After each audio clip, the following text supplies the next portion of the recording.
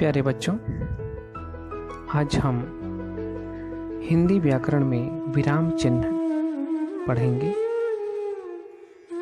और ये कक्षा 6वीं, 7वीं और 8वीं तीनों कक्षाओं के लिए है। विराम चिन्ह का हमारे जीवन में बहुत बड़ा महत्व है। लिखते समय, बोलते समय हम इसका उपयोग करते हैं। इसकी परिभाषा देखते हैं। लिखते समय लेखक अपने भावों और विचारों को स्पष्ट करने के लिए और पाठक के भावबोध को सरल और सुबोध बनाने के लिए जिन चिन्हों का प्रयोग करता है उन्हें विराम चिन्ह कहते हैं। जैसे देखिए, रोको, मत जाने दो। एक दूसरा उदाहरण देखते हैं, रोको मत, जाने दो। इन दोनों वाक्यों में क्या अंतर है विराम चिन्ह से? पहले में रुकने के लिए बोला जा रहा है और दूसरे में जाने के लिए बोला जा रहा है। सिर्फ विराम चिन्ह का अंतर है। प्रमुख विराम चिन्हों के बारे में जानते हैं। सबसे पहले आता है पूर्ण विराम। ये क्या है देखते हैं। पूर्ण विराम का प्रयोग वाक्य के अंत में होता है। जैसे देखिए उदाहरण, मैं कल बिलासपुर जाऊंगा। एक दूसरा उदाहरण लेते हैं, तुम्हें घर जाना चाहिए। ये पूर्ण वाक्य है। दूसरा देखते हैं अल्प विराम। अल्प विराम क्या है? तो वाक्य में कम समय तक रुकने के लिए हम अल्प विराम का प्रयोग करते हैं। जैसे कृष्ण, रवि और मोहन कल आएंगे। अर्ध विराम देखते हैं। इसकी परिभाषा देखिए। दो उपवाक्यों को दिखाने के लिए हम इसका उपयोग करते हैं। जैसे ठीक ही हुआ जो तुम आ गए। फिर चौथा नंबर में आता है प्रश्नवाचक चिन्ह। इसकी परिभाषा देखते हैं। वाक्य के अंत में जब कुछ प्रश्न किया जाता है तब इसका प्रयोग हम करते हैं। उदाहरण के लिए, तुम कब आए? तुम्हारा क्या नाम है?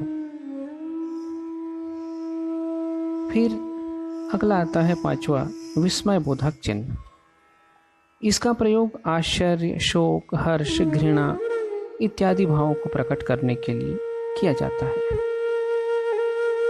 इसका उदाहरण देखते हैं।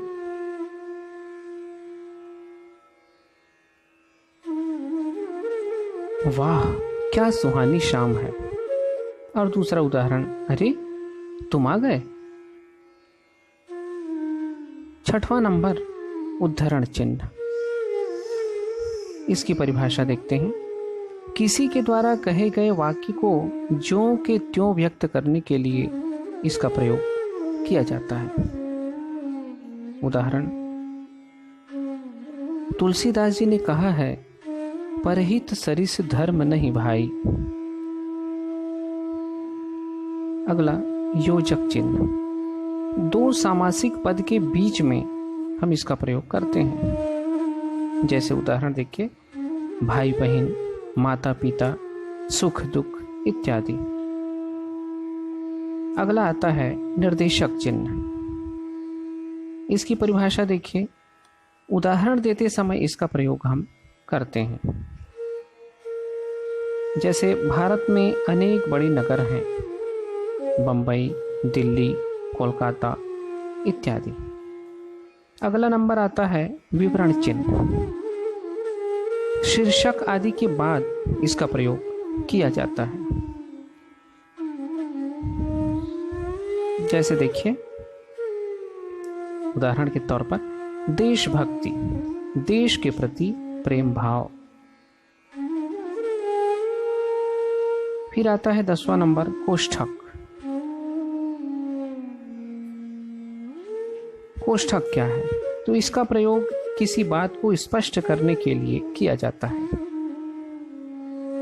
जैसे उदाहरण के लिए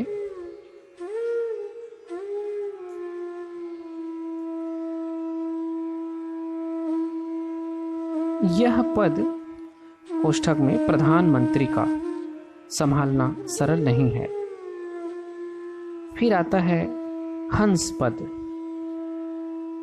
हंस पद क्या है देखते हैं। लिखते समय जब कोई शब्द छूट जाता है, हम लिखना भूल जाते हैं, तब हम इसका उपयोग करते हैं। जैसे एक उदाहरण लेते हैं,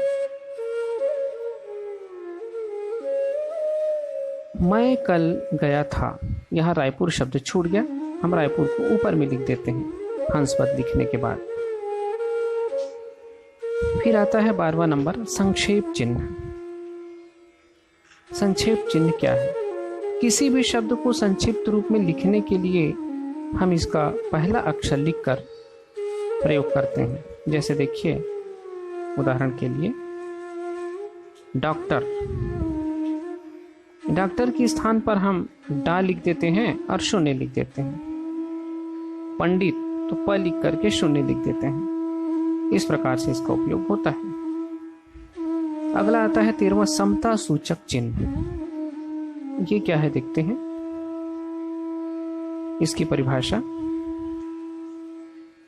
दो वस्तुओं की समानता बताने के लिए हम इसका उपयोग करते हैं। जैसे उदाहरण देखते हैं, आ धन ई बराबर है। बराबर का चिन्ह ही समता सूचक चिन्ह है। अगला नंबर है लोप निर्देश। ये क्या है देखते हैं। लोप निर्देश, इसकी परिभाषा देखते हैं।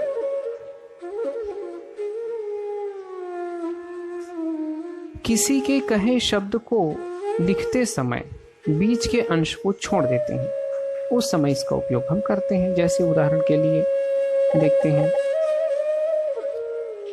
चारु चंद्र की, उसके बाद डैश डैश डैश बिंदु बिंदु कर देते हैं और जल थल में बीच का पद लोप हो जाता है। फिर अगला नंबर है समाप्ति सूचक। ये क्या है देखते हैं। तो किसी भी विषय की समाप्ति पर यह चिन्ह लगाया जाता है।